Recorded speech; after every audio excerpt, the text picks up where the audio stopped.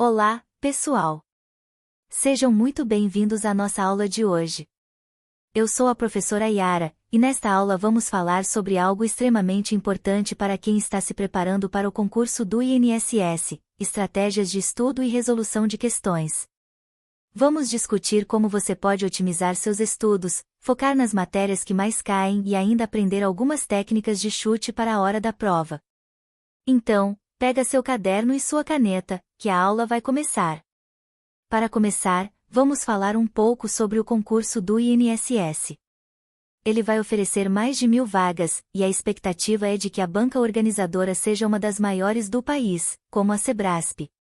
Essa banca tem algumas peculiaridades que a gente precisa entender para ter mais chances de sucesso. Uma coisa importante a saber sobre a prova do INSS é a distribuição das matérias.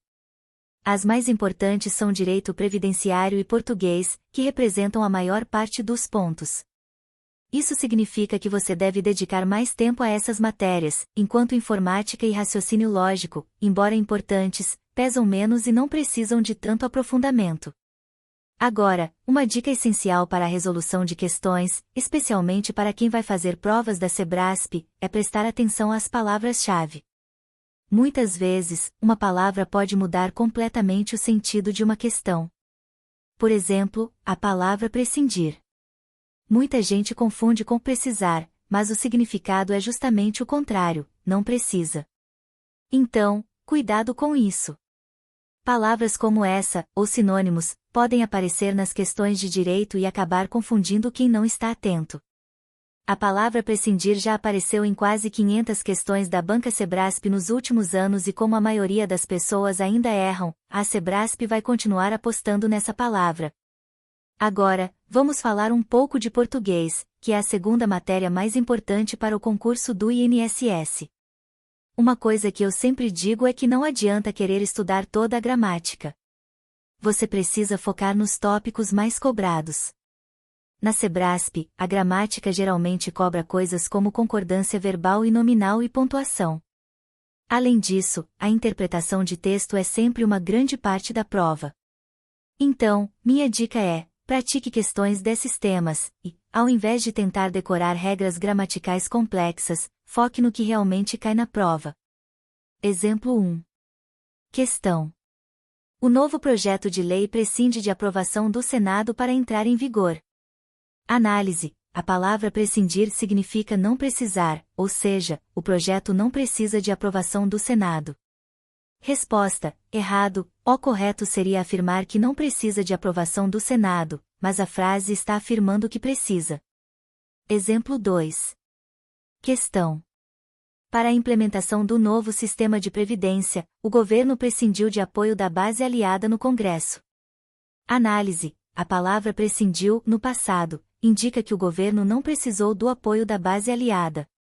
Resposta. Certo, a frase está corretamente utilizando prescindiu no sentido de que não precisou de apoio. Exemplo 3. Questão. A aprovação de um projeto que altera as regras da Previdência Social prescinde de um estudo de impacto financeiro. Análise. Se o projeto prescinde de um estudo de impacto financeiro, isso significa que não precisa desse estudo. Resposta. Errado. Normalmente, um projeto que altera regras de previdência precisa de um estudo de impacto, então a frase está incorreta. Exemplo 4. Questão. Uma política pública que prescinde de recursos orçamentários tem mais flexibilidade para ser implementada rapidamente. Análise. Se a política prescinde de recursos, significa que ela não precisa de orçamento. Resposta. Certo, a frase está correta, já que a palavra prescinde está sendo usada no sentido de não precisar. Esses exemplos demonstram como a palavra prescindir pode confundir se o candidato não entender o sentido de não precisar. Na banca Sebrasp, uma única palavra pode inverter o significado da frase, levando ao erro. Agora, algo muito importante para o dia da prova, o chute consciente. A Sebrasp costuma penalizar questões erradas, então você tem que ser estratégico. Se não souber a resposta, não deixe em branco, a não ser que você tenha certeza de que a questão está errada. Uma dica é tentar sempre manter um equilíbrio entre questões certas e erradas. Se você já acertou 80% da prova, pode ser uma boa chutar as que faltam.